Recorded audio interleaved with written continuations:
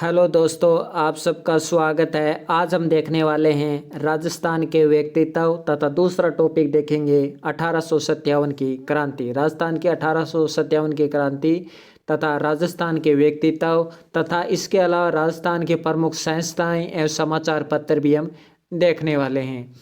तो शुरू करते हैं। सबसे पहले है अर्जुनलाल सेठी। अर्जुनलाल सेठी ये जयपुर के निवासी थे। जयपुर में इनका जन्म हुआ था अर्जुनलाल सेठी का। अर्जुनलाल सेठी है, इन्होंने अपनी पढ़ाई है वो जैसे कि कहते हैं ना ग्रेजुएशन कहाँ से की, तो अर्जुनलाल सेठी ने अपनी ग्रेजुएशन है वो महाराजा कॉलेज से की है। जयपुर के महाराजा कॉलेज से इन्होंने अपनी ग्रेजुएशन पूरी की।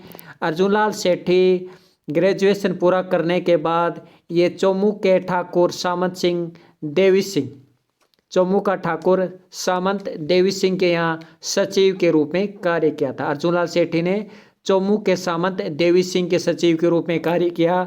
अर्जुनलाल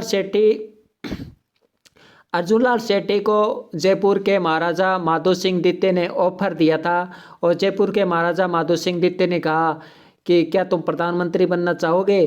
तो अर्जुनलाल सेठी ने माधो सिंह द्वितीय को जवाब देते हुए कहा कि अगर अर्जुनलाल सेठी नौकरी करेगा तो अंग्रेजों को देश से बाहर कौन निकालेगा।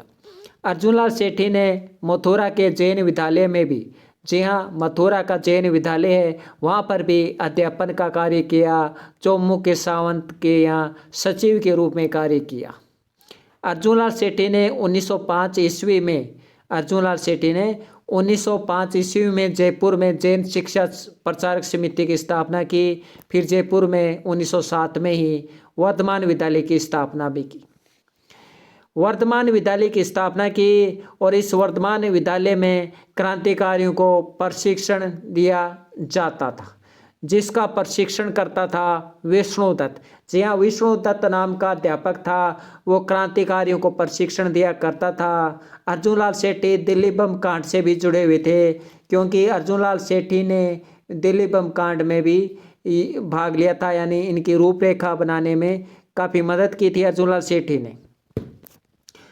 अर्जुनलाल सेठी का संबंध निमाज हत्याकांड से है। जी हाँ, निमाज हत्याकांड में भी ये शामिल रहे थे अर्जुनलाल सेठी, और निमाज हत्याकांड की वजह से ही अर्जुनलाल सेठी को वेलूर जेल भेज दिया गया। वेलूर जेल जो तमिलनाडु में है, वेलूर जेल। और अर्जुनलाल सेठी ने वेलूर जेल में भूख हड़ताल भी की थी। फिर अर्जुनलाल सेठी ने गांधी जी के असहयोग आंदोलन में भाग लिया था। जो कि जब भी आपको सत्य असत्य कथन पूछते हैं तब ये दे देते हैं कि अर्जुनलाल सेठी ने गांधी जी के असहयोग आंदोलन में भाग लिया था। अर्जुनलाल सेठी को राजपूताना एवं मध्य भारत कांग्रेस का अध्यक्ष बनाया गया था। अर्जुनलाल सेठी ने सक्रिय राजनीति से संन्यास ले लिया था। अर्जुनलाल सेठी ने अजमेर की दरगाह में अरबी में फारसी पढ़ाना शुरू किया था। तो इस तरह से आपको कथन दे दिए जाते हैं और कथन वाले क्वेश्चन भी आपको याद रखने हैं। तो देखिए, अर्जुनलाल सेठी को राजपूताना एवं मध्य भारत सभा में कांग्रेस का अध्यक्ष बनाया गया था। अब मैं आपसे पूछूं कि राजपूताना एवं मध्य भारत में सचिव किसे बनाया गया था, तो सचिव बनाया गया था राम नारायण चौधरी को। जी हाँ, राजपूताना एवं मध्य भारत सभा में सचिव बनाया गया राम नारायण चौधरी को, एवं अध्यक्ष बनाया गया अर्जुनलाल सेठी को। अर्जुनलाल सेठी को मृत्यु के उपरांत जब मृत्यु हुई थी अर्जुनलाल सेठी की, तब अर्जुनलाल सेठी को है वो अजमेर परिसर में ही दफना दिया गया था। और अर्जुनलाल सेठी ने अजमेर यात्रा के दौरान गांधी जी से मुलाकात भी की थी। और काकोरी ट्रेन कांड का क्रांतिकारी अशफाक उल्ला खां को भी अर्जुनलाल सेठी ने शरण दी थी। काकोरी हत्याकांड से संबंधित अशफाक उल्ला खां को अर्जुनलाल सेठी ने शरण दी थी। और इन्होंने अपना कार्यस्थल है अर्जुनलाल सेठी ने वो अजमेर को बनाया था। ये एग्जाम में पूछा जा चुका है कि कार्यस्थल किसे बनाया, अजमेर को। तो ये है अर्जुनलाल सेठी से संबंधित जानकारी। अब हम अर्जुनलाल सेठी की पुस्तकें देखेंगे, अर्जुनलाल सेठी के नाटक देखेंगे और निमाज हत्याकांड से संबंधित आरोपी भी देखेंगे, क्योंकि ये भी पूछा जा चुका है। अर्जुनलाल शेट्टी की पुस्तकें हैं स्त्री मुक्ति और दूसरी पुस्तक है शूद्र मुक्ति। स्त्री मुक्ति शूद्र मुक्ति ये अर्जुनलाल शेट्टी की पुस्तकें हैं। अर्जुनलाल शेट्टी के नाटक है महेंद्र कुमार, मदन पराजय, पार्श्व यज्ञ। नमाज हत्याकांड से जुड़े व्यक्ति हम जरूर देखेंगे क्योंकि गहराई में क्वेश्चन ऐसे ही बनता है। तो नमाज हत्याकांड के अन्य आरोपी हैं मोतीचंद, विष्णुदत्त। तो मोतीचंद को तो देखिए फांसी दे दी गई, विष्णुदत्त को भी फांसी दे दी गई, जयचंद फरार हो गया और जोरावर सिंह भी फरार हो गया। माणिकचंद है वो सरकारी गवाह बन गया और शिव नारायण भी सरकारी गवाह बन गया। तो ये नमाज हत्याकांड के आरोपी मोतीचंद, विष्णुदत्त, मोतीचंद, विष्णुदत्त। देखिए मोतीचंद, विष्णुदत्त और माणिकचंद और जोरावर सिंह ये तो पूछे जा चुके हैं। इसके अलावा आप याद रखिए शिव नारायण और जयचंद, मोतीचंद, विष्णुदत्त, जयचंद, जोरावर सिंह, माणिकचंद, शिव नारायण ये नमाज हत्याकांड के अन्य आरोपी। आगे देखिए अब हम देखते हैं केसरी सिंह बारठ। केसरी सिंह बारठ का जन्म शाहपुरा रियासत भीलवाड़ा में हुआ था। केसरी सिंह बारठ ने मेवाड़ तथा कोटा रियासत में कार्य किया था।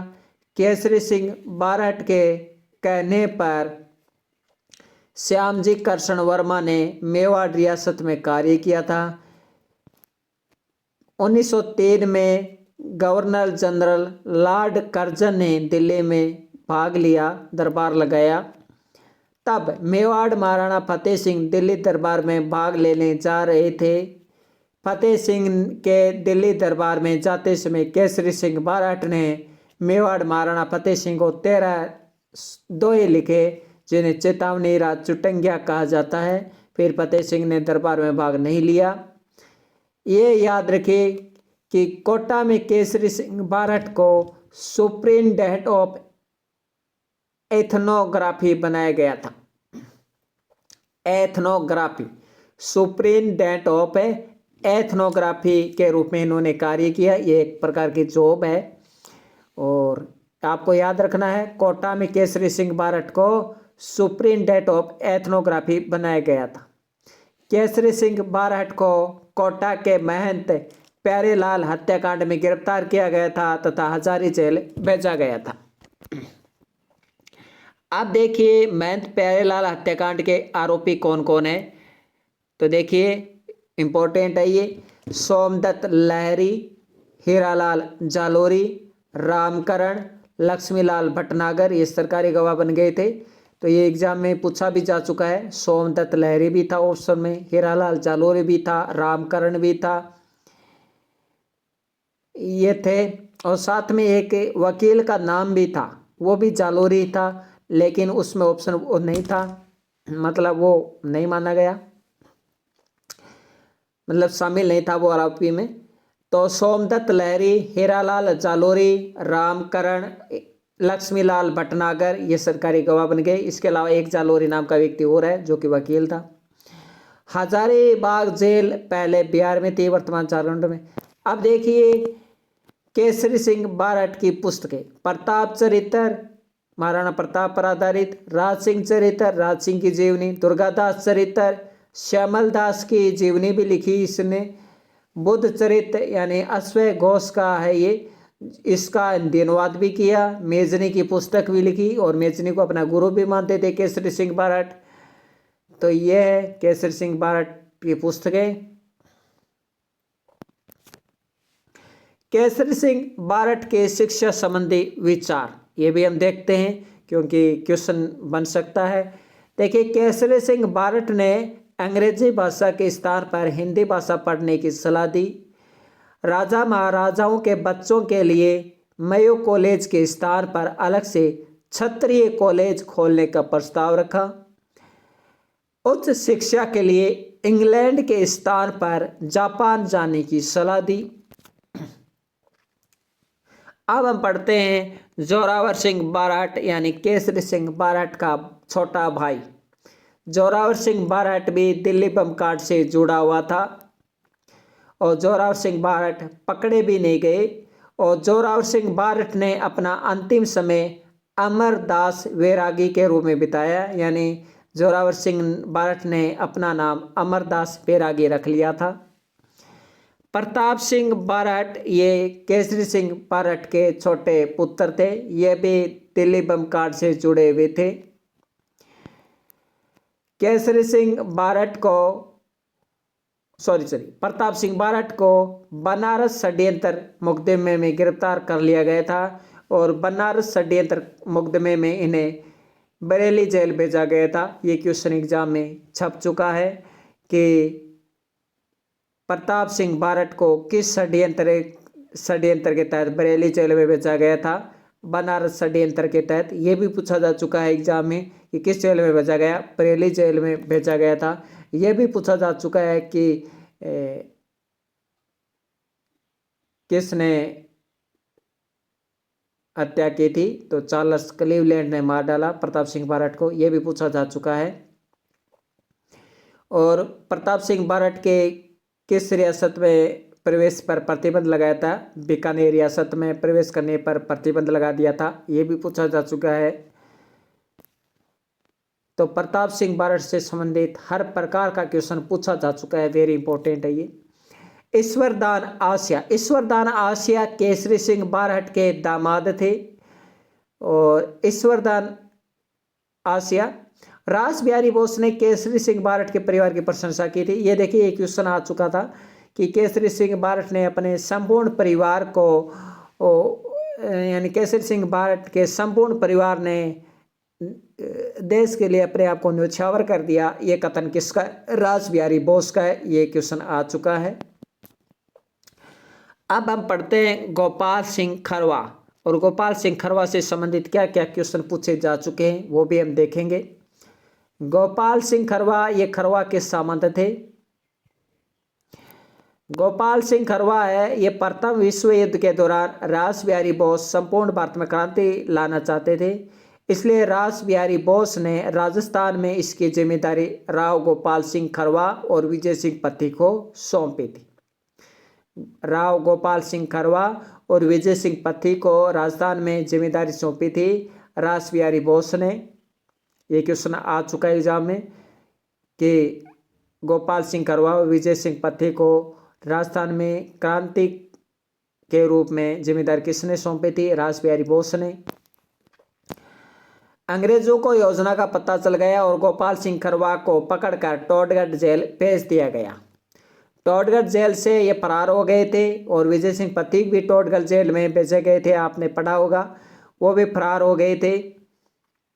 लेकिन विजय सिंह पत्ती दोबारा पकड़े नहीं गए थे, वो चित्तौड़गढ़ चले गए थे अध्यापन कार्य करवाने वहाँ पे। लेकिन गोपाल सिंह खरवा को पुनः गिरफ्तार कर लिया गया और उसे शाहजहाँपुरा जेल भेज दिया गया। शाहजहाँपुरा जेल ये कौन सी जेल है? तो देखिए शाहजहाँपुरा जेल है, इसमें भेज दिया गया था। आगे हम देखेंगे शाहजहाँपुरा जेल कौन सी है।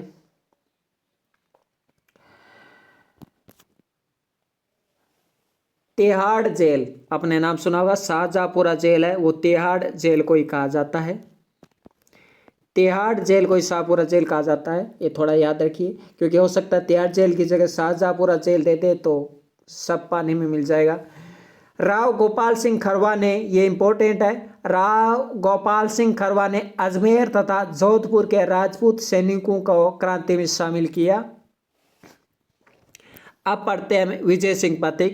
विजय सिंह पत्ती का देखिए, विजय सिंह पत्ती के बारे में सब कुछ पूछा जा चुका है। प्रताप सिंह बारठ, केसरी सिंह बारठ, विजय सिंह पत्ती, अर्जुनलाल सेठी और जमनालाल बजाज, इनके बारे में सब कुछ पूछा जा चुका है, सब कुछ इंपॉर्टेंट है। तो विजय सिंह पत्ती का जन्म गोठावली बुलंदशहर उत्तर प्रदेश में हुआ था। वास्तविक नाम भूप सिंह था। राव गोपाल सिंह खरवा की सहायता के लिए रास बिहारी बोस ने विजय सिंह पत्ती को राजस्थान भेजा था, जैसा कि मैं चर्चा कर ही चुका हूं। अंग्रेजों ने विजय सिंह पत्ती को गिरफ्तार कर टोडगढ़ जेल में भेज दिया गया, लेकिन टोडगढ़ जेल से फरार हो गए। फिर विजय सिंह पत्ती ने ओछड़ी गांव, जो कि चित्तौड़गढ़ में है, ओछड़ी गांव चित्तौड़गढ़ में है, वो हरिभाई किंकर के द्वारा बनाई गई एक विद्यालय था। विद्या प्रचारिणी सभा, ये एक विद्यालय है, स्कूल है, विद्या प्रचारिणी सभा। इस विद्या प्रचारिणी सभा में अध्यापन का कार्य विजय सिंह पथिक किया करते थे। इसी ओछड़ी गांव में फिर मिलने आए थे। कौन मिलने आए थे आपको पता ही है, विजोले किसान आंदोलन के नेता। ओछड़ी नामक ये चित्तौड़गढ़ में है। विजय सिंह पथिक राजस्थान में किसान आंदोलन के जनक थे, अर्थात राजस्थान में किसान आंदोलनों का जनक विजय सिंह पथिक को कहा जाता है। विजय सिंह पथिक की पुस्तक है अजय मेरू, बहुत इंपॉर्टेंट है अजय मेरू। और what are the Indian states, ये एग्जाम में पूछा जा चुका है। अजय मेरू भी पूछा जा चुकी है। What are the Indian state पूछी जा चुकी है। राजस्थान किसान आंदोलन का जनक विजय सिंह पथिक, ये भी पूछा जा चुका है। कहाँ पे अध्यापन कार्य किया, ओछड़ी चित्तौड़गढ़ में अध्यापन कार्य किया, ये भी पूछा जा चुका है। विद्या प्रचारिणी सभा से जुड़े, ये भी पूछा जा चुका है। किस जेल में भेजा गया, टोटगढ़ जेल में भेजा गया, ये भी पूछा जा चुका है।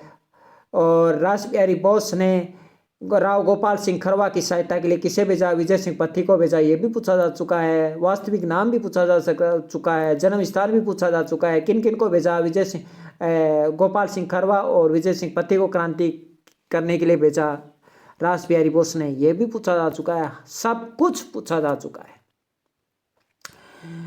आगे देखिए, अब हम देखते हैं जमनालाल बजाज। तो जमनालाल बजाज है, इनका जन्म काशी का बास सीकर में हुआ था। जमनालाल बजाज को गांधी जी का 5वां पुत्र कहते हैं। जमनालाल बजाज को गुलाम नंबर 4 कहा जाता है। गुलाम नंबर 4 जमनालाल बजाज को कहा जाता है। एक तो गुलाम कहा था सीकर को, एक गुलाम कहा था स्वयं को, एक गुलाम कहा था राजा को, और एक गुलाम कहा था देश को। तो इस प्रकार गुलाम 4 हो गए। असहयोग आंदोलन के दौरान जमनालाल बजाज ने कांग्रेस को 1 लाख रुपए की आर्थिक सहायता दी थी। जमनालाल बजाज ने मुस्लिम लीग को 11,000 रुपये की आर्थिक सहायता दी थी। असहयोग आंदोलन के दौरान जमनालाल बजाज ने अपने उपाधि है वो राय बहादुर की उपाधि लौटा दी। और एक बार गांधी जी ने पूछा भी था कि आपको अंग्रेजों ने इतने आसानी से ये राय बहादुर की उपाधि लौटा कैसे दी, क्या कारण है। तो असहयोग आंदोलन के दौरान जमनालाल बजाज ने कांग्रेस को 1 लाख रुपए की आर्थिक सहायता दी। जमनालाल बजाज ने मुस्लिम लीग को भी 11,000 रुपये की आर्थिक सहायता दी। असहयोग आंदोलन के दौरान इन्होंने राय बहादुर की उपाधि लौटा दी थी। 1927 ईस्वी में बलवंत सावलाराम देशपांडे के साथ मिलकर जमनालाल बजाज ने अमृतसर में चरखा संघ की स्थापना की थी। अमृतसर नामक स्थान राजस्थान के जयपुर जिले में है। तो देखिए, जमनालाल बजाज ने चरखा संघ की स्थापना सर्वप्रथम अजमेर में की थी 1925 में। फिर इसका स्थानांतरण हो गया था 1927 में जयपुर में। अमृतसर नामक ये स्थान है। इतना तो गहराई में नहीं पूछा गया है आज तक। हीरालाल शास्त्री पढ़ते हैं अब। 1927 ईस्वी में हीरालाल शास्त्री ने निवाई टोंक में जीवन कुटीर की स्थापना की, जिसे वन स्थली विद्यापीठ कहा जाता है। ये महिला शिक्षा के लिए समर्पित है। और एक बार इसमें नहीं दिया हुआ है, मैं बता देता हूँ। एक बार जवाहरलाल नेहरू ने कहा था, अगर मैं लड़की होता तो तालीम के लिए मैं वन स्थली विद्यापीठ जाता। ये जवाहरलाल नेहरू ने कहा था, यदि मैं लड़की होता तो मैं तालीम के लिए वन स्थली विद्यापीठ जाता। वन स्थली विद्यापीठ में पंचमुखी शिक्षा दी जाती है। हीरालाल शास्त्री की आत्मकथा और हीरालाल शास्त्री का गीत आप जरूर देखें। हीरालाल शास्त्री की आत्मकथा है प्रत्यक्ष जीवन शास्त्र, गीत है परले प्रतीक्षा नमो नमो।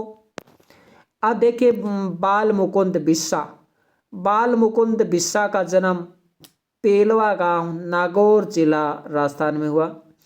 बाल मुकुंद बिस्सा ने नागौर में जोधपुर में खाद्य भंडार स्थापित किए थे। ये पूछा जा चुका है कि नागौर में खाद्य भंडार की स्थापना किसने की, बाल मुकुंद बिस्सा ने। तो सिर्फ आप नागौर वाला याद रखें, क्योंकि जो पूछा गया वही याद रखें आप सिर्फ। बाल मुकुंद बिस्सा भूख हड़ताल के दौरान जोधपुर में 19 जून 1942 को शहीद हो गए थे, ये भी पूछा जा चुका है। राजस्थान का जतिन दास कहा जाता है बाल मुकुंद बिस्सा को, ये भी पूछा जा चुका है। नागौर में खाद्य भंडार की स्थापना की थी बाल मुकुंद बिस्सा ने, ये भी पूछा जा चुका है। तीनों पूछे जा चुके हैं। बाल मुकुंद बिस्सा जोधपुर से संबंधित, very very important. Sagarmal Gopa Jaisalmer के रहने वाले थे। सागरमल गोपा की पुस्तकें हैं आज़ादी के दीवाने, जैसलमेर का गुंडाराज, रघुनाथ सिंह का मुकदमा, जैसलमेर का गुंडाराज, आज़ादी के दीवाने। रघुनाथ सिंह है, ये सागरमल गोपा के भाई ही हैं। जैसलमेर रियासत और हैदराबाद रियासत ने सागरमल गोपा के प्रवेश पर प्रतिबंध लगा दिया। 3 अप्रैल 1946 को, यह डेट आप याद जरूर रखें।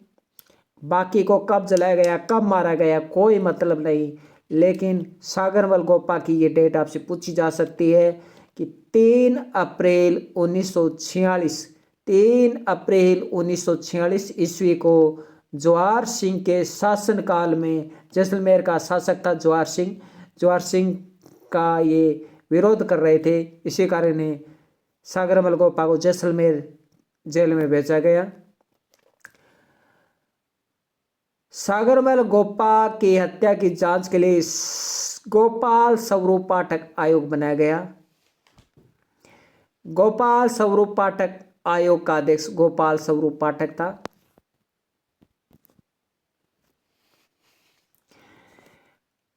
अब हम देखते हैं रमेश स्वामी।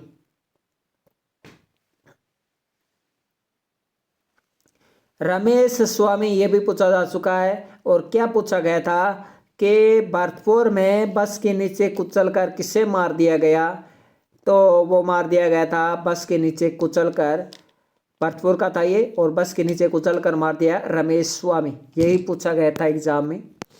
अगला है शांतिलाल है, ये उदयपुर में पुलिस फायरिंग में शहीद हो गए, ये कुछ खास नहीं। शांतिलाल है, आनंदीलाल है, ये उदयपुर में फायरिंग में हो गए थे शहीद।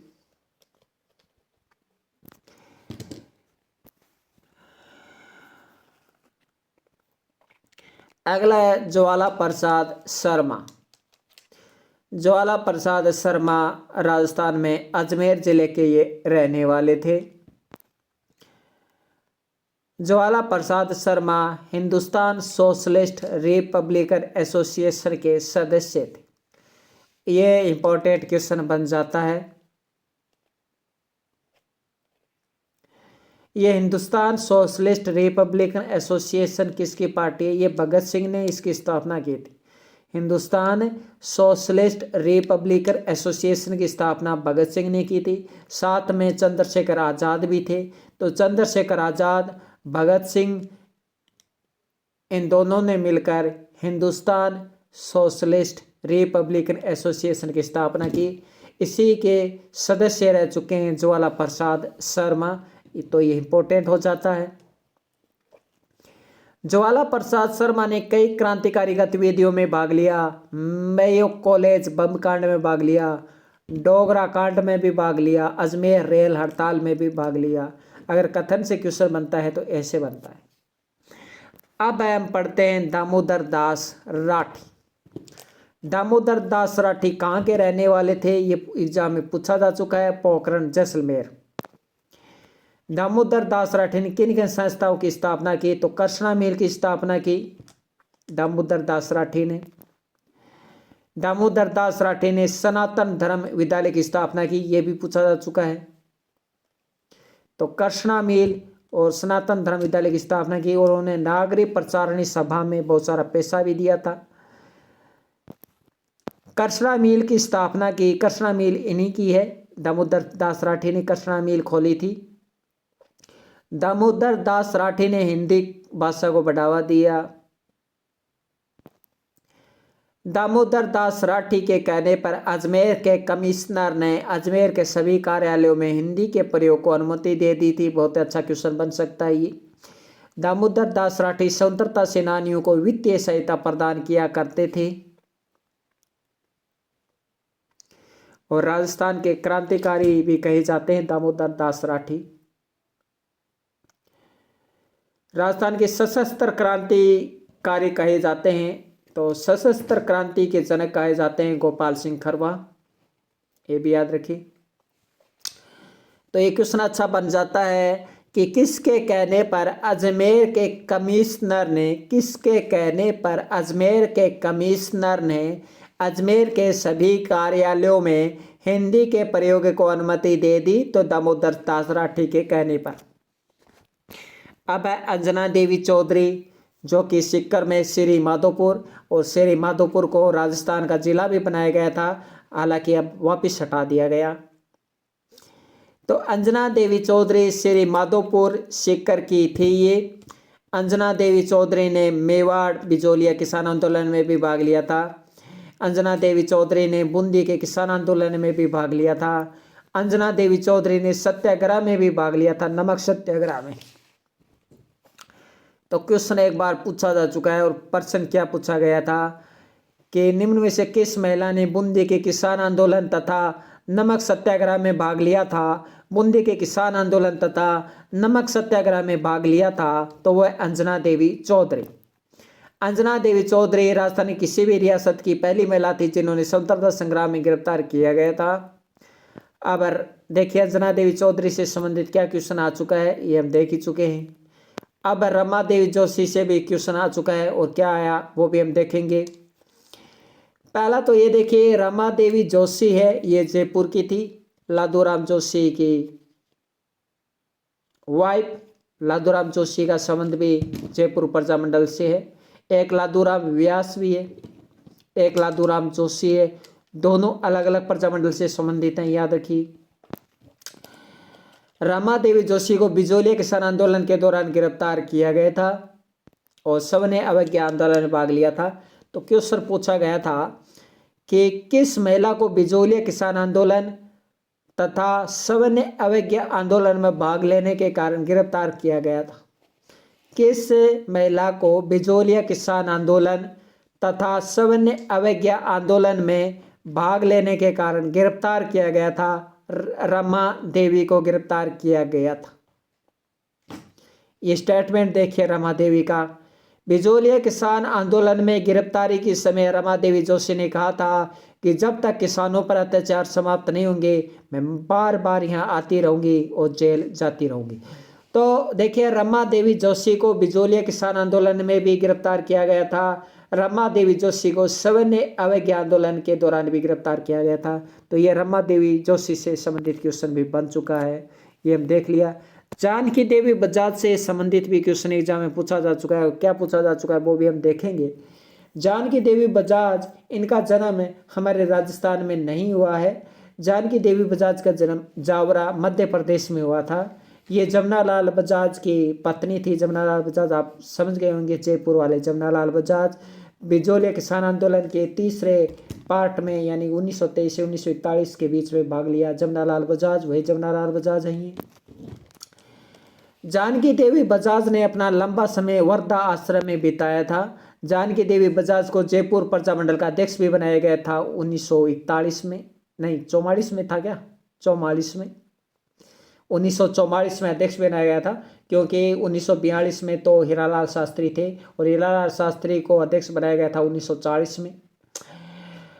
तो जानकी देवी बजाज को जयपुर प्रजामंडल का अध्यक्ष भी बनाया गया था जून 1944 में। जानकी देवी बजाज को गौ सेवा आयोग का अध्यक्ष भी बनाया गया था। देखिए कथन से क्वेश्चन पूछेंगे तो ऐसे पूछेंगे कि जयपुर प्रजामंडल का अध्यक्ष बनाया गया, गौ सेवा आयोग का अध्यक्ष बनाया गया, भूदान आंदोलन में भाग लिया, बहुत सारे कुओं का निर्माण करवाया, ऐसे क्वेश्चन पूछ लेते हैं। जानकी देवी बजाज ने भूदान आंदोलन में भी भाग लिया था। विनोबा भावे का भूदान आंदोलन आपको याद ही होगा, उसमें भाग लिया था। जानकी देवी बजाज ने 108 कुओं का निर्माण करवाया था। जानकी देवी बजाज को पद्म विभूषण भी मिला था 1956 में, और जानकी देवी बजाज को पहली बार पद्म विभूषण भी मिला था। ये जानकी देवी बजाज है। तो क्वेश्चन एक बार पूछा गया था कि किस महिला ने भूदान आंदोलन में भी भाग लिया था? जानकी देवी बजाज ने। जयपुर प्रजामंडल की अध्यक्षता जून 1944 में किसने की थी? जानकी देवी बजाज ने। ये क्वेश्चन पूछे जा चुके हैं, तो आप याद रखें। रत्न शास्त्री, रत्ना शास्त्री जो कि हीरालाल शास्त्री की वाइफ थी, रत्ना शास्त्री, इससे भी संबंधित क्वेश्चन पूछा जा चुका है। रत्ना शास्त्री ने जयपुर प्रजामंडल के सत्याग्रह में भाग लिया था, वैसे ये मध्य प्रदेश की है। रत्ना शास्त्री भारत छोड़ो आंदोलन के दौरान रत्ना शास्त्री ने भूमिगत कार्यकर्ताओं उनके परिवारों की सेवा भी की थी। रत्ना शास्त्री को पद्मश्री भी मिल चुका है। रत्ना शास्त्री राजस्थान की पहली महिला जिन्हें पद्मश्री पुरस्कार से सम्मानित किया गया। पद्म भूषण भी मिल चुका है रत्ना शास्त्री को 1975 में। तो क्वेश्चन पूछा जा चुका है कि वह महिला जो जयपुर प्रजामंडल में सत्याग्रह भी रही तथा वह भारत छोड़ो आंदोलन के दौरान इन्हें गिरफ्तार भी किया गया, वो है रत्ना शास्त्री। अगला है शांता त्रिवेदी, और इससे भी संबंधित क्वेश्चन पूछा जा चुका है। और ये पूछा गया कि उदयपुर में महिला परिषद की स्थापना किसने की? उदयपुर में महिला परिषद की स्थापना किसने की? शांता त्रिवेदी ने। शांता त्रिवेदी ने कहा था कि बिना आर्थिक सशक्तिकरण के महिलाओं के लिए राजनीतिक स्वतंत्रता का कोई अर्थ नहीं है। बिना आर्थिक सशक्तिकरण के महिलाओं के लिए राजनीतिक स्वतंत्रता का कोई अर्थ नहीं है, ये शांता त्रिवेदी का कथन है। शांता त्रिवेदी ने उदयपुर में महिला परिषद की स्थापना की थी। अगला है सावित्री देवी भाटी, ये जोधपुर से संबंधित है, सीधा याद रखिए। महिमा देवी किंकर, ये जोधपुर से संबंधित। सावित्री देवी भाटी, महिमा देवी किंकर, ये जोधपुर से संबंधित है। राजकौर, ये भी जोधपुर से संबंधित है, तीनों याद रखना। और शेरे कंवर, ये भी जोधपुर से संबंधित है।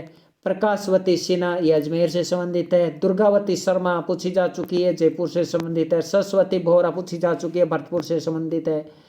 कमला स्वाधीन कोटा से संबंधित है। अब पढ़ते हैं आर्य समाज। आर्य समाज के बारे में हम पढ़े तो 1875 ईस्वी में स्वामी दयानंद सरस्वती ने बॉम्बे में आर्य समाज की स्थापना की थी, आपको अच्छे से पता हो। अब देखिए क्वेश्चन क्या पूछा जा चुका है दयानंद सरस्वती से संबंधित। राजस्थान के एग्जाम में क्या क्या क्वेश्चन पूछे जा चुके हैं वो हम देखते हैं। ऊपर वाला तो रेलवे के एग्जाम में पूछा गया था, अब नीचे वाले देखते हैं। 1865 ईस्वी में स्वामी दयानंद सरस्वती ने राजा मदन पाल के बुलाने पर करौली की यात्रा की थी। और क्वेश्चन पूछा जा चुका है कि राजस्थान में दयानंद सरस्वती सर्वप्रथम कहाँ आए थे? राजस्थान में दयानंद सरस्वती सर्वप्रथम करौली में आए थे। कहाँ आए थे? करौली में आए थे, और करौली के शासक थे मदन पाल। 1881 में दयानंद सरस्वती भरतपुर आए थे, और 1881 में ही भरतपुर आए थे, और 1881 में ही अजमेर भी आए थे। 1881 ईस्वी में स्वामी दयानंद सरस्वती ने अजमेर में आर्य समाज की स्थापना की थी, ये पूछा जा चुका है। जयपुर में वैदिक धर्म सभा की स्थापना किसने की? दयानंद सरस्वती ने, ये पूछा जा चुका है। कवि राजा श्यामल दास जी के बुलाने पर स्वामी दयानंद सरस्वती मेवाड़ की यात्रा की थी। कवि राजा श्यामल दास जी मेवाड़ में कवि थे। स्वामी दयानंद सरस्वती के मेवाड़ यात्रा के दौरान मेवाड़ का राजा महाराणा सज्जन सिंह था। तो बताइए 1881 में स्वामी दयानंद सरस्वती ने आर्य समाज की स्थापना कहाँ की? अजमेर में।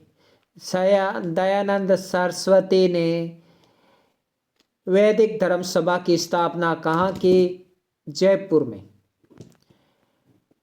स्वामी दयानंद सरस्वती किसके आग्रह पर मेवाड़ आए? कवि राजा श्यामल दास, और कवि राजा श्यामल दास नहीं मिले तो महाराणा सज्जन सिंह के आग्रह पर आए थे मेवाड़।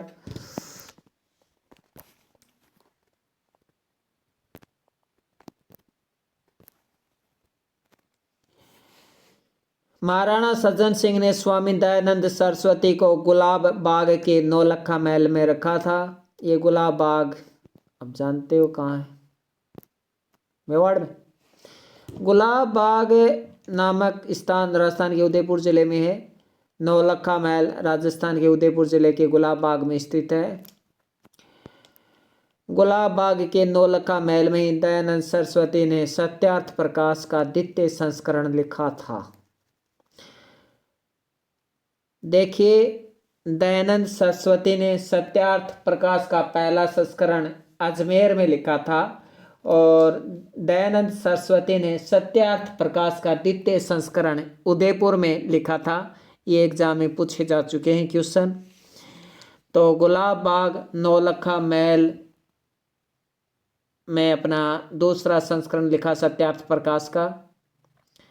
सत्यार्थ प्रकाश स्वामी दयानंद सरस्वती के द्वारा लिखी गई पुस्तक। आगे देखिए, परोपकारिणी सभा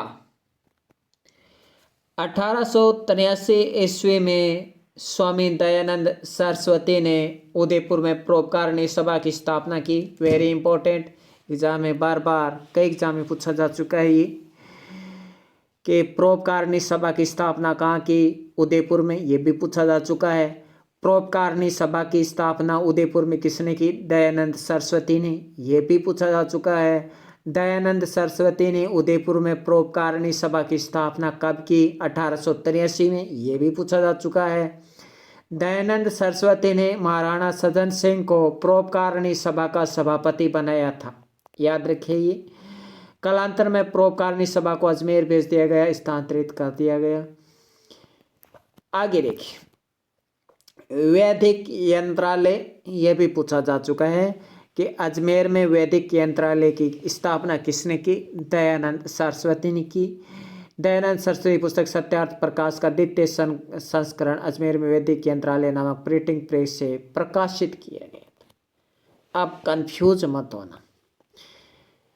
दयानंद सरस्वती ने सत्यार्थ प्रकाश का द्वितीय संस्करण लिखा था गुलाब बाग नौलखा महल, क्या नाम था उसका, नौलखा महल ही था। गुलाब बाग नौलखा महल उदयपुर में सत्यार्थ प्रकाश का द्वितीय संस्करण लिखा था, जबकि प्रकाशित है वो अजमेर में हुआ था। और अजमेर का एक वैदिक यंत्रालय है, इसी वैदिक यंत्रालय से इसकी प्रिंटिंग हुई थी। तो दयानंद सरस्वती की पुस्तक सत्यार्थ प्रकाश का द्वितीय संस्करण अजमेर में वैदिक यंत्रालय नामक प्रिंटिंग प्रेस से प्रकाशित किया गया था। याद रखिए, सत्यार्थ प्रकाश का पहला संस्करण अजमेर में, दूसरा संस्करण उदयपुर में। सत्यार्थ प्रकाश का द्वितीय संस्करण प्रकाशित हुआ था, प्रेस हुआ था अजमेर में। याद रखें।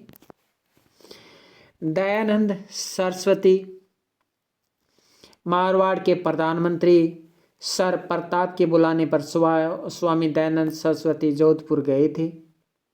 स्वामी दयानंद सरस्वती जोधपुर जब गए थे तो वहाँ के मारवाड़ के राजा थे जसवंत सिंह द्वितीय और प्रधानमंत्री थे सर प्रताप। सर प्रताप के बुलाने पर मारवाड़ आए थे दयानंद सरस्वती। राजा थे उस समय जसवंत सिंह द्वितीय। राजा जसवंत सिंह प्रधानमंत्री सर प्रताप का बड़ा भाई था। जोधपुर महाराजा जसवंत सिंह द्वितीय तथा उनके मंत्री राव राजा तेज सिंह स्वामी दयानंद सरस्वती से प्रभावित थे।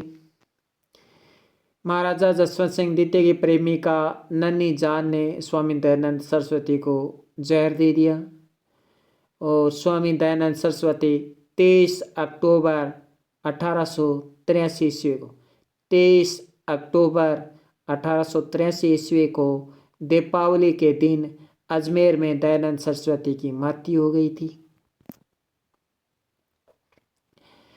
अब हम देखते हैं राजस्थान में आर्य समाज के कार्यकर्ता कौन कौन हैं।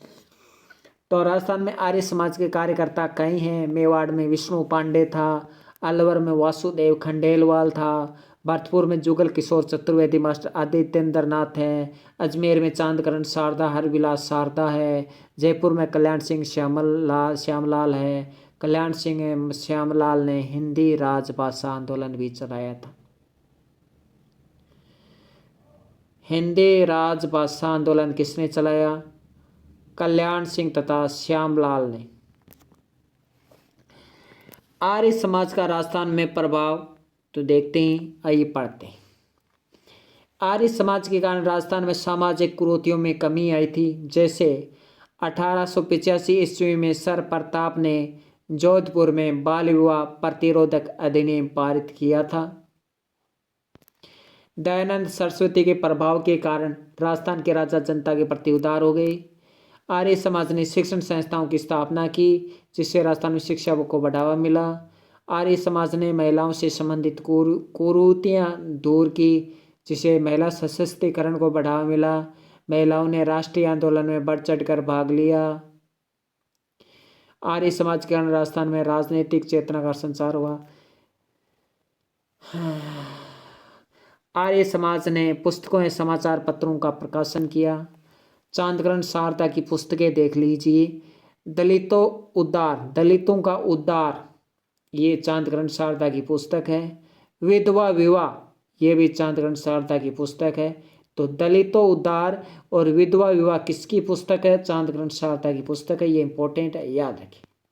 आर्य समाज की समाचार पत्र, तो ये समाचार पत्र जरूर याद रखिए, क्योंकि एक बार पूछा गया था कि निम्न से कौन सा समाचार पत्र है वो आर्य समाज से संबंधित नहीं है, ये पूछा गया था। तो आर्य समाज के समाचार पत्र जरूर याद रखिए। जग हितकारक, जग लाभ चिंतक, परोपकारक, देश हितैषणी। दोबारा देखिए, आर्य समाज के समाचार पत्र जग हितकारक, जग लाभ चिंतक, परोपकारक, देश हितैषणी। आर्य समाज ने स्वदेशी वस्तुओं के प्रयोग को बढ़ावा दिया, जिससे राजस्थान के घरेलू उद्योग धंधों को बढ़ावा मिला। अगला है देश हितैषणी सभा। देश हितैषणी सभा, ये भी आर्य समाज से प्रभावित थी। देश हितैषणी सभा की स्थापना 2 जुलाई 1877। देश हितैषणी सभा की स्थापना 2 जुलाई 1877 को की गई। देश हितैषणी सभा के संस्थापक महाराणा सज्जन सिंह थे। देश हितैषणी सभा राजस्थान की किसी भी रियासत में समाज सुधार का पहला संगठन था। रियासत में समाज सुधार का पहला संगठन कौन सा था? तो रियासत में समाज सुधार का पहला संगठन देश हितैषणी सभा था। ये आप याद रखिए, क्योंकि इससे पहले राजस्थान की किसी भी रियासत में समाज सुधार का कोई संगठन नहीं था। तो याद रखिए, किसी भी रियासत में समाज सुधार का पहला संगठन कौन सा था? देश हितैषणी सभा। बहुत ही अच्छा क्वेश्चन यहाँ से बनता है ये। अब देखिए, राजपूत हितकारिणी सभा। राजपूत हितकारिणी सभा की स्थापना 1889 को हुई थी, जिसकी स्थापना राजपूत हितकारिणी सभा की स्थापना वाल्टर ने की थी। वाल्टर राजस्थान का एजीजी था उस समय, 1889 के समय। कानूनी बाध्यता नहीं होने के कारण समाज सुधार के प्रयास सफल नहीं हो पाए, अतः 1936 ईस्वी में इस संगठन को बंद कर दिया गया था। ये भी याद रखिए कि राजपूत हितकारिणी सभा की स्थापना 1889 होगा, यहाँ पे 1889 को हुई थी और 1936 में बंद कर दिया गया था। वाल्टर राजपूतों में समाज सुधार करना चाहता था, अतः वाल्टर ने अजमेर में 2 अधिवेशन आयोजित किए। अब देखिए, वाल्टर द्वारा क्या क्या निर्णय लिए गए थे इसमें, राजपूत हितकारिणी सभा में। निर्णय ये लिए गए थे कि लड़की की विवाह की आयु 14 वर्ष और लड़के के विवाह की आयु 18 वर्ष होनी चाहिए। विवाह में होने वाले खर्च को सीमित किया गया। त्याग प्रथा को समाप्त किया गया। विवाह में खर्च होने वाला, जो विवाह में खर्च होता था, उस खर्च को सीमित किया गया था। लड़के की आयु 14 वर्ष और लड़के की आयु 18 वर्ष होनी रखी हो। यही शारदा एक्ट में भी यही उम्र थी, 14 वर्ष 18 वर्ष। अगला वीर भारत सभा। वीर भारत सभा की स्थापना 1910 में हुई थी। याद रखिए, वीर भारत सभा की स्थापना केसरी सिंह बारठ ने की और वीर भारत समाज की स्थापना विजय सिंह पथिक ने की। वीर भारत सभा अभिनव भारत संगठन की एक शाखा थी। ये आपसे पूछा जा सकता है कि निम्न में से अभिनव भारत संगठन की निम्न से कौन सी शाखा है? वीर भारत सभा। 1910 में कोटा में केसरी सिंह बारठ ने वीर भारत सभा की स्थापना की। अब है हिंदी साहित्य समिति। हिंदी साहित्य समिति का नाम सुनकर आपको भरतपुर याद आ गया होगा। हिंदी साहित्य समिति की स्थापना 1912 में हुई थी। हिंदी साहित्य समिति के संस्थापक जगन्नाथ दास अधिकारी थे। हिंदी साहित्य समिति भरतपुर का संगठन था। ये इंपॉर्टेंट है। हिंदी साहित्य समिति की स्थापना कब हुई? 1912 भरतपुर में। किसने की हिंदी साहित्य समिति की स्थापना 1912 में? जगन्नाथ दास अधिकारी ने। अगला हिंदी सम्मेलन, ये भी भरतपुर में हिंदी सम्मेलन हुआ था 1927 में। 1927 ईस्वी में भरतपुर के हिंदी सम्मेलन में अध्यक्ष बने गौरी शंकर हीराचंद ओझा। हिंदी सम्मेलन में रविंद्रनाथ टैगोर तथा जमनालाल बजाज ने भी भाग लिया था। वेरी इंपॉर्टेंट, हिंदी सम्मेलन काफी इंपॉर्टेंट है। पहला तो ये है कि भरतपुर में हिंदी सम्मेलन कब हुआ था? 1927 में। भरतपुर में हिंदी सम्मेलन 1927 में हुआ था। इसकी अध्यक्षता किसने की थी? गौरी शंकर हीराचंद ओझा ने। और इसमें रविंद्रनाथ टैगोर और जमनालाल बजाज ने भी भाग लिया था। वही जमनालाल बजाज जिसने कांग्रेस को 1 लाख रुपए का अनुदान दिया और मुस्लिम लीग को 11,000 रुपये दिए थे।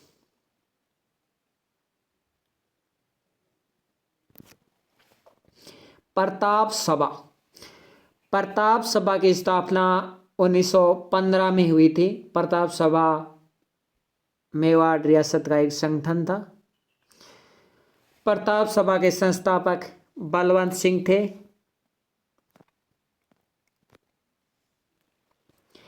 अब है राजपूताना मध्य भारत सभा।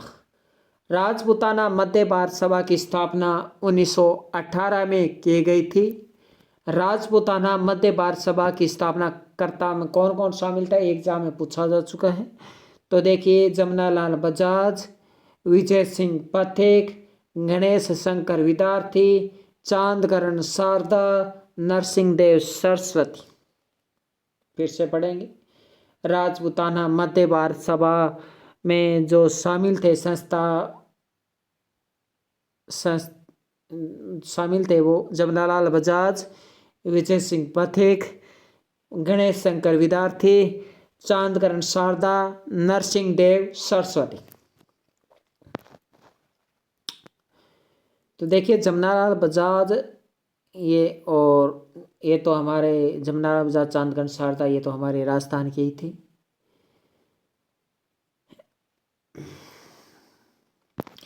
राजपूताना मध्य भारत सभा कांग्रेस का एक संगठन था।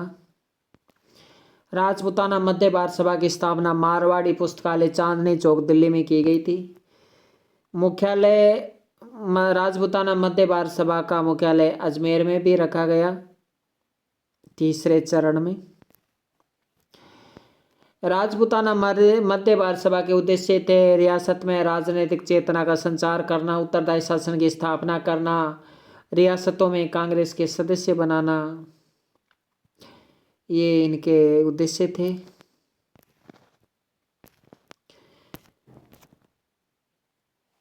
अब हम राजपूताना मध्य भारत सभा के अधिवेशन पढ़ते हैं और अधिवेशन से संबंधित क्वेश्चन पूछे जाते हैं। राजपूताना मध्य भारत सभा का पहला अधिवेशन हुआ था 1918 में, जिसकी अध्यक्षता की गिरधर शर्मा ने। राजपूताना मध्य भारत सभा का दूसरा अधिवेशन हुआ था 1919 में अमृतसर में। राजपूताना मध्य भारत सभा का तीसरा अधिवेशन हुआ था 1920 में अजमेर में।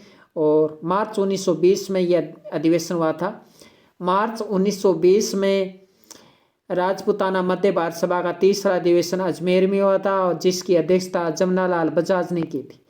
राजपूताना मध्य भारत सभा का चौथा अधिवेशन भी इम्पोर्टेंट है और इम्पोर्टेंट होने का कारण इसमें क्या है मैं बताऊंगा। राजपूताना मध्य भारत सभा का चौथा अधिवेशन दिसंबर 1920 में हुआ था और नागपुर में हुआ था और इसकी अध्यक्षता है वो गणेश नारायण सोमानी ने की थी और गणेश नारायण सोमानी ये सीकर के थे। 1920 में नागपुर अधिवेशन में एनसी केलकर को अध्यक्ष चुना गया।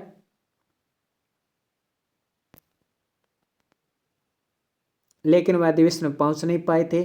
फिर अधिवेशन की अध्यक्षता गणेश नारायण सोमानी ने की थी।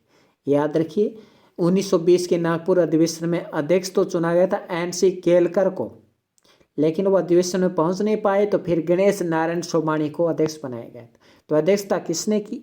ऑप्शन 2 आएंगी, केलकर, नारायण सोमानी। तो नारायण सोमानी करना है। 1920 ईस्वी के नागपुर अधिवेशन में राजपूताना मध्य भारत सभा को कांग्रेस का सहयोगी संगठन घोषित कर दिया गया। Very important, very important. तो किस अधिवेशन में राजपूताना मध्य भारत सभा को कांग्रेस का सहयोगी संगठन घोषित कर दिया? नागपुर अधिवेशन में। अब पढ़ते हैं राजस्थान सेवा संघ। राजस्थान सेवा संघ की स्थापना 1919 में की गई थी वर्धा महाराष्ट्र में। लेकिन हमें तो जयपुर से संबंधित पढ़ना है। लेकिन हम ये जरूर पढ़ेंगे कि राजस्थान सेवा संघ की स्थापना में शामिल कौन कौन थे। विजय सिंह पाठक था, राम नारायण चौधरी था, हरिभाई किंकर था, केसरी सिंह बारठ था, अर्जुन लाल सेठी था। एक बार फिर से पढ़ेंगे, वेरी इंपॉर्टेंट। राजस्थान सेवा संघ की स्थापना में कौन कौन शामिल थे? विजय सिंह पाठक, राम नारायण चौधरी, हरिभाई किंकर, केसरी सिंह बारठ, अर्जुन लाल सेठी। मुख्यालय तो इसका मुख्यालय अजमेर में किया गया और राजस्थान सेवा संघ भी 1920 में स्थानांतरित किया गया था। राजपूताना मध्य भारत सभा भी 1920 में स्थानांतरित किया गया, वो भी अजमेर में। राजस्थान सेवा संघ भी अजमेर में 1920 में।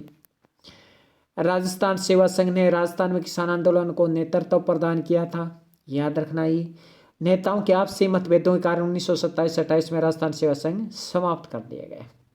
1927 में राजस्थान सेवा संघ है वो समाप्त कर दिया गया। ये भी आप याद रखना, क्योंकि जो निर्माण होता है अगर उसका अंत हो रहा है तो वो भी आपको याद रखना पड़ेगा। राजस्थान सेवा संघ का उद्देश्य यही था जनता की रियासतों में जनता की समस्या का समाधान करना, राजा व प्रजा के बीच अच्छे संबंध स्थापित करना। अगला राजपूताना हरिजन संघ। राजपूताना हरिजन संघ की स्थापना 1934 में की गई थी। हरविलास शारदा को इसका अध्यक्ष बनाया गया था राजपूताना हरिजन संघ का। खांडलाई आश्रम डूंगरपुर में है और खांडलाई आश्रम की स्थापना 1934 में की गई थी। खांडलाई आश्रम की स्थापना डूंगरपुर में माणिक्यलाल वर्मा ने की थी। आदिवासी क्षेत्रों में खांडलाई आश्रम नामक संगठन ने शिक्षा के लिए कार्य किया था। खांडलाई आश्रम की स्थापना माणिक्यलाल वर्मा ने डूंगरपुर में 1934 में की थी। अगला महिला मंडल। महिला मंडल की स्थापना दया शंकर छोत्रिय ने की थी। महिला मंडल कहाँ? उदयपुर में। महिला मंडल उदयपुर का संगठन था। महिला मंडल की स्थापना उदयपुर में दया शंकर छोत्रिय ने की थी। वागड़ सेवा मंदिर की स्थापना 1935 में भोगेलाल पांडे द्वारा की गई थी। साथ में शामिल थे गौरी शंकर उपाध्याय। भोगेलाल पांड्या तथा गौरी शंकर उपाध्याय ने मिलकर वागड़ सेवा मंदिर की स्थापना डूंगरपुर में की थी। वनवासी सेवा संघ की स्थापना 1940 में हुई। वनवासी सेवा संघ की स्थापना भोगेलाल पांडे ने ही की थी। साथ में भूरीलाल बया और मान सिंह भी थे। आदिवासी क्षेत्रों में वनवासी सेवा संघ ने विद्यालय, पुस्तकालय और छात्रावासों की स्थापना की। तो वनवासी सेवा संघ की स्थापना भोगीलाल पांड्या, भूरीलाल भैया मान सिंह, लेकिन प्रमुख रूप से भोगीलाल पांड्या ही पूछा जाता है। तो वनवासी सेवा संघ की स्थापना 1940 में भोगीलाल पांड्या ने की थी। अब है मारवाड़ लोक परिषद। मारवाड़ लोक परिषद की स्थापना 1938 में की गई थी। मारवाड़ लोक परिषद का अध्यक्ष रणछोड़ दास गटानी को बनाया गया था। मारवाड़ लोक परिषद ने मारवाड़ में किसान आंदोलन का नेतृत्व किया था। कालांतर में किसानों ने मारवाड़ लोक परिषद से अलग होकर मारवाड़ किसान सभा का गठन किया। मारवाड़ किसान सभा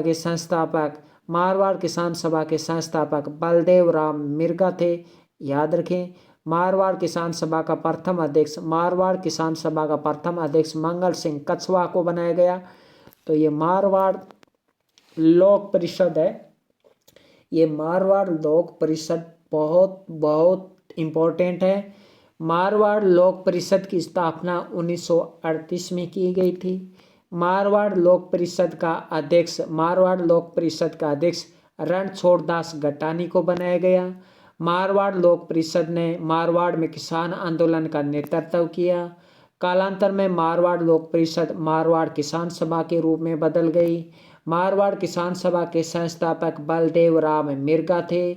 मारवाड़ किसान सभा के संस्थापक बलदेव राम मिर्गा थे। मारवाड़ किसान सभा का प्रथम अध्यक्ष मंगल सिंह कछवा था। अब पढ़ते हैं सर्व सेवा संघ। सर्व सेवा संघ की स्थापना जयपुर में सिद्धराज डड्डा ने की थी। सर्व सेवा संघ की स्थापना जयपुर में सिद्धराज डड्डा ने की थी। अब मित्र मंडल, ये एग्जाम में पूछा जा चुका है कि मित्र मंडल की स्थापना बिजोलिया में किसने की थी। तो मित्र मंडल की स्थापना बिजोलिया में साधु सीताराम दास ने की थी। अब है मजहरुल सरूर, ये पूछा जा चुका है कि मजहरुल सरूर समाचार पत्र कहाँ से प्रकाशित होता था। तो ये भरतपुर से प्रकाशित होता था। मजहरुल सरूर है, ये उर्दू तथा हिंदी दोनों में लिखा जाता था। यह राजस्थान का पहला समाचार पत्र माना जाता है। जी हाँ, राजस्थान का पहला समाचार पत्र माना जाता है मजहरुल सरूर। मजहरुल सरूर ये 1849 में प्रकाशित हुआ था, पहली बार भरतपुर से प्रकाशित हुआ था। मजहरुल सरूर है, ये हिंदी और उर्दू दोनों में प्रकाशित होता था। अब है जोधपुर गवर्नमेंट गजट, ये जोधपुर से आगे देखिए मारवाड़ गजट। अब देखिए मारूधर मित्र ये आपसे पूछा जा सकता है। मारूधर मित्र ये जोधपुर राज्य द्वारा प्रकाशित होता था। मारूधर मित्र कहाँ से प्रकाशित होता था? जोधपुर द्वारा प्रकाशित होता था मारूधर मित्र। अगला देखिए उदयपुर गजट। उदयपुर गजट में एक ही क्वेश्चन पूछा जाता है और ये पूछा जाता है कि 1879 ईस्वी में मेवाड़ के राजा सज्जन सिंह ने इसका नाम बदलकर क्या रख दिया। तो उदयपुर गजट का नाम बदलकर सज्जन कीर्ति सुधाकर रख दिया गया था। ये याद रखेंगे आप। सर्वहित ये बूंदी से प्रकाशित होता था।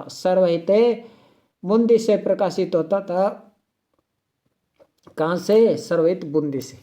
अब देखिए रोज तुल तालीम राजपुताना अखबार। तो रोज तुल तालीम ये समाचार पत्र है, ये कन्हैयालाल द्वारा प्रकाशित किया जाता था। जयपुर से प्रकाशित किया जाता था। हिंदी उर्दू दोनों में प्रकाशित होता था। मजहरुल सरूर जो कि भरतपुर से प्रकाशित होता था, वो भी हिंदी उर्दू में होता था। और रोज तुल तालीम जिसे राजपुताना अखबार भी कहते हैं, ये हिंदी उर्दू में दोनों में प्रकाशित होता था। रोज तुल तालीम कन्हैयालाल द्वारा जयपुर से प्रकाशित किया जाता था। अब है देश हितैषी समाचार पत्र है, ये मुन्नालाल वर्मा द्वारा अजमेर से प्रकाशित होता था। राजपुताना गजट ये अजमेर से प्रकाशित होता था। ये इम्पोर्टेंट है कि कौन सी महिला है वो राजपुताना गजट से जुड़ी हुई थी। मोती बेगम है, वो राजपुताना गजट से जुड़ी हुई थी। तो राजपुताना गजट अजमेर से प्रकाशित होता था। राजपुताना हेराल्ड तो राजपूताना हेराल्ड यह भी अजमेर से प्रकाशित होता था। राजपूताना हेराल्ड अजमेर से प्रकाशित होता था। अगला है राजस्थान समाचार। तो राजस्थान समाचार पत्र है, ये अजमेर से प्रकाशित किया जाता था। राजस्थान समाचार पत्र मुंशी समर्थन दान द्वारा और राजस्थान समाचार पत्र एक साप्ताहिक समाचार पत्र हुआ करता था।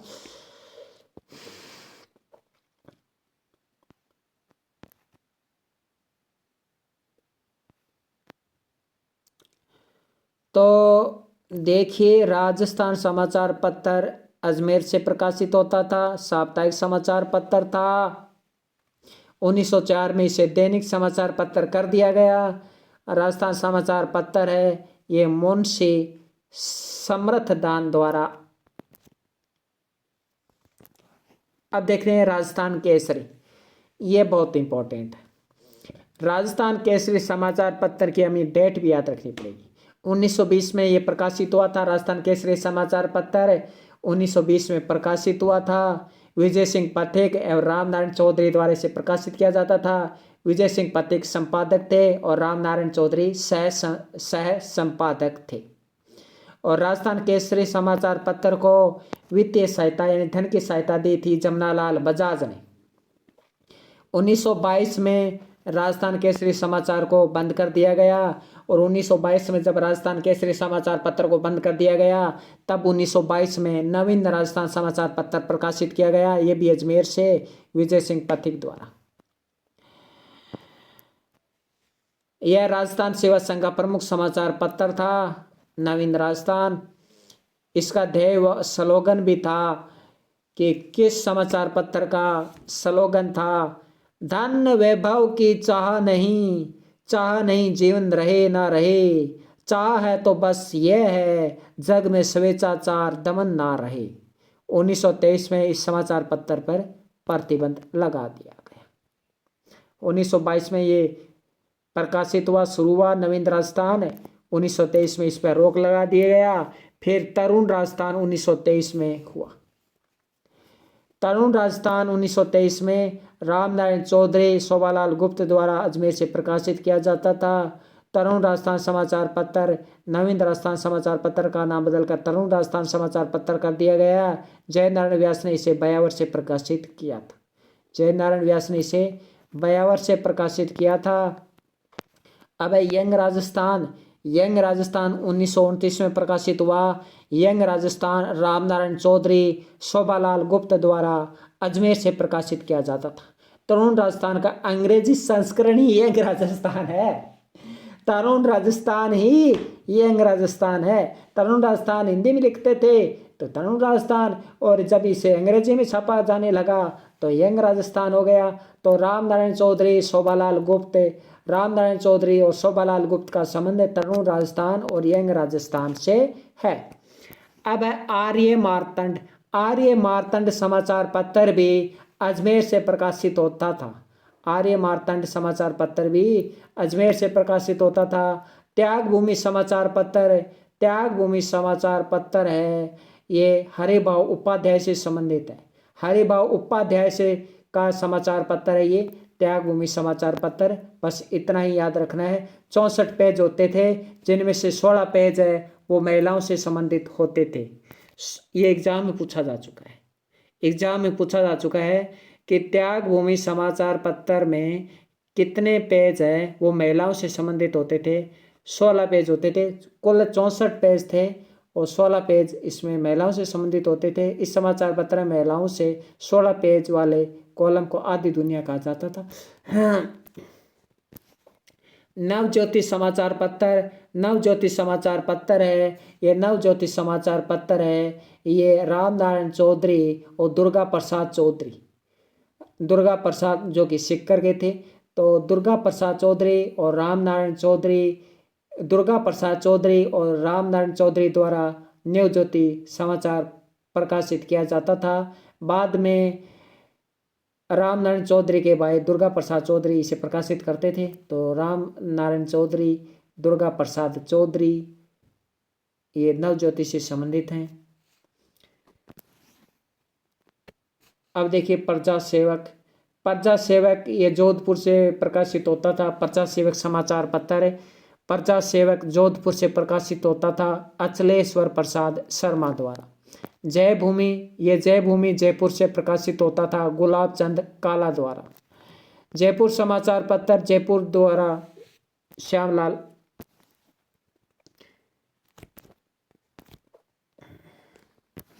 राजस्थान हेराल्ड, राजस्थान हेराल्ड ये जयपुर से प्रकाशित होता था केसरलाल द्वारा। रियासती समाचार पत्र सोमनेश जोशी द्वारा जोधपुर से प्रकाशित होता था।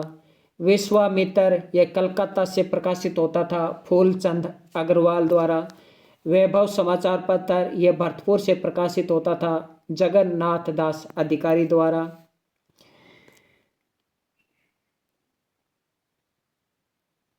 तो इस प्रकार हमने समाचार पत्र इम्पोर्टेंट है, जितने भी बन सकते थे हमने सब पढ़ लिए। अब हम पढ़ेंगे 1857 की क्रांति।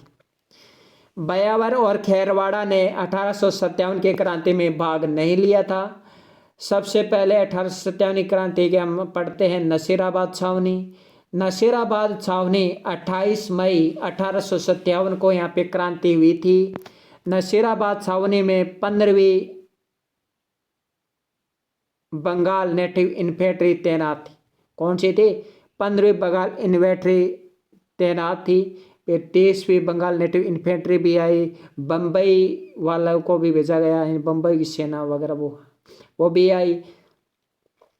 तो 28 मई 1857 को नसीराबाद छावनी क्रांति होती है। इसमें कर्नल न्यूबरी और captain Spottiswood, colonel Newbury, captain Spottiswood Nasirabad छावनी में मारे गए थे। कर्नल पेनी को हार्ट अटैक आ गया था। 2 अंग्रेज अधिकारी घायल हो गए, लेफ्टिनेंट लॉक और कैप्टन हार्डी ये घायल हो गए थे। 15वीं नेटिव इन्फेंट्री,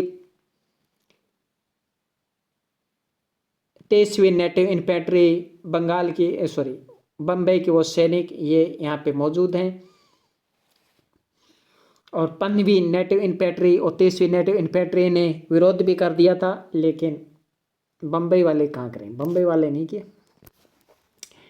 अब है नीमच छावनी। नीमच छावनी ये मध्य प्रदेश में स्थित है। मोहम्मद अली बेग ने ये क्रांति शुरू की। मोहम्मद अली बेग के नेतृत्व में नीमच छावनी की क्रांति होती है। होता क्या है कि कर्नल एबॉट नीमच छावनी में सैनिकों को कुरान की शपथ दिला रही थी। तो मोहम्मद अली बेग ने पूछा कि जब अवध को हड़पा गया था तब आपने प्रतिज्ञा अपने वादे से मुकर गए थे, तो हम अपना वादा क्यों पूरा करें, हम अपनी प्रतिज्ञा क्यों पूरा करें। मोहम्मद अली बेग के नेतृत्व में नीमच छावनी की क्रांतिकारी हो जाती है। 3 जून 1857 ईस्वी को नीमच छावनी में हीरा सिंह के नेतृत्व में और मोहम्मद अली बेग के नेतृत्व में एक क्रांति हो जाती है। और इस क्रांति में क्या होता है, जब ये क्रांति होती है तब नीमच छावनी के अंतर्गत शाहपुरा रियासत का शासक है, शाहपुरा रियासत जो कि भीलवाड़ा में है, शाहपुरा रियासत का शासक लक्ष्मण सिंह है। वो इन क्रांतिकारियों को सहयोग देते हैं, समर्थन प्रदान करते हैं, अपने यहाँ ठहराते हैं। देवली छावनी के महिदपुर बटालियन के सैनिक क्रांति में शामिल हो गए तथा सभी विद्रोही दिल्ली की तरफ चले गए। देवली छावनी का जो महिदपुर बटालियन है ना, देवली छावनी का महिदपुर बटालियन है, वो भी सैनिक क्रांति में शामिल हो गए थे। तो ये महिदपुर बटालियन का संबंध किससे है? नीमच छावनी से, याद रखें, यह भी शामिल हो गई थी। 40 अंग्रेज अधिकारी है वो नीमच छावनी से भाग गए। फिर इन 40 अंग्रेज अधिकारी को डोंगला गांव का एक किसान है रोगाराम, तो डोंगला गांव का किसान रोगाराम ने इन 40 अंग्रेजों को शरण दी थी। डोंगला गांव चित्तौड़गढ़ में स्थित है। मेवाड़ का पॉलिटिकल एजेंट सावर्स इन 40 अंग्रेजों को उदयपुर लेकर आया, जहां महाराणा स्वरूप सिंह ने इन 40 अंग्रेजों को जग मंदिर महल में रखा था। तो देखिए, ये इन्हें लेकर नहीं आया था, ये खुद नहीं आए थे। बात यह है कि मेवाड़ पॉलिटिकल एजेंट सावर्स ने महाराणा स्वरूप सिंह को पत्र लिखा था और पत्र लिखकर कहा था कि हमारे 40 अंग्रेज अधिकारी उदयपुर की तरफ कूच कर गए हैं, कृपया उन्हें ठहराएं। जग मंदिर में इन्हें ठहराया गया। अब है देवली छावनी टोंक में स्थित है। देवली छावनी के महिदपुर बटालियन के सैनिक 1857 की क्रांति में शामिल हो गए। सभी विद्रोही दिल्ली की तरफ चले गए। एरेनपुरा छावनी है, ये पाली में स्थित है। 21 अगस्त 1857 को पूर्बिया सैनिकों ने आबू में क्रांति कर दी। पूर्बिया सैनिकों ने अंग्रेज अधिकारी हॉल पर हमला कर दिया। पूर्बिया सैनिकों ने एरेनपुरा से अपने बाकी साथियों को लिया और दिल्ली की तरफ जाने का प्रयास किया। खेरवा नामक स्थान पर विद्रोहियों की मुलाकात आवा के सामंत कुशाल सिंह चंपावत से हुई। कुशाल सिंह चंपावत ने नेतृत्व किया। आवा मारवाड़ रियासत में प्रथम श्रेणी का ठिकाना था। इस समय मारवाड़ रियासत का राजा तख्त सिंह था। खेरवा नामक स्थान पर राजस्थान के पाली जिले में खेरवा। तो ये क्रांतिकारी कहाँ मिले थे? ये क्रांतिकारी कुशाल सिंह चंपावत से खेरवा में मिले थे। ये याद रखिए, पूछा जा सकता है कहाँ मिले थे। अब युद्ध होता है बिथोड़ा का युद्ध। बिथोड़ा का युद्ध 8 सितंबर 1857 को होता है। बिथोड़ा पाली में है। 8 सितंबर 1857 को युद्ध होता है। इसमें कैप्टन हितकोट थे, कुशाल सिंह चंपावत थे। कैप्टन हितकोट और कुशाल सिंह चंपावत के मध्य युद्ध होता है। इसमें ओनाड सिंह भी था। बिथोड़ा के युद्ध में अंग्रेजों की तरफ से कैप्टन हितकोट ने भाग लिया था। बिथोड़ा के युद्ध में जोधपुर की तरफ से कुशलराज सिंह भी और वो क्या था एक वो कुशलराज सिंह भी। बिथोड़ा के युद्ध में कुशाल सिंह चंपावत की विजय होती है। बिथोड़ा के युद्ध में ओनाड सिंह भी था। कुशलराज सिंह भी और ओनाड सिंह था। जोधपुर सेनापति ओनाड सिंह मारा गया। इसमें बिथोड़ा के युद्ध में कुशाल सिंह चंपावत एरेनपुरा छावनी के सैनिकों को लेकर लड़ता है। एरेनपुरा छावनी के सैनिक भी इनमें शामिल थे। अब होता है चेलावास का युद्ध 18 सितंबर 1857। 8 सितंबर 1857 को बिथोड़ा का युद्ध होता है और 18 सितंबर 1857 को चेलावास का युद्ध होता है, जिसे काला गोरा का युद्ध भी कहते हैं। चेलावास ये भी पाली में है, बिथोड़ा भी पाली में है। चेलावास का युद्ध जॉर्ज पैट्रिक लॉरेंस एजीजी खुद आते हैं। साथ में मैक मॉसन यानी पॉलिटिकल एजेंट ये भी आते हैं। कुशाल सिंह चंपावत भी आते हैं। चेलावास के युद्ध में कुशाल सिंह चंपावत एरेनपुरा छावनी के सैनिकों को लड़ रहा था। चेलावास के युद्ध को काला गोरा का युद्ध कहते हैं। चेलावास के युद्ध में कुशाल सिंह चंपावत की जीत हुई। चेलावास के युद्ध में मैक मॉसन मारा गया। राजस्थान के पाली जिले के चेलावास नामक स्थान पर मैक मॉसन की समाधि बना दी गई। चेलावास के युद्ध के बाद एरेनपुरा छावनी के सैनिक दिल्ली चले गए। अब है आवा का युद्ध। 20 जनवरी 1858 को 20 जनवरी हाँ रख दो।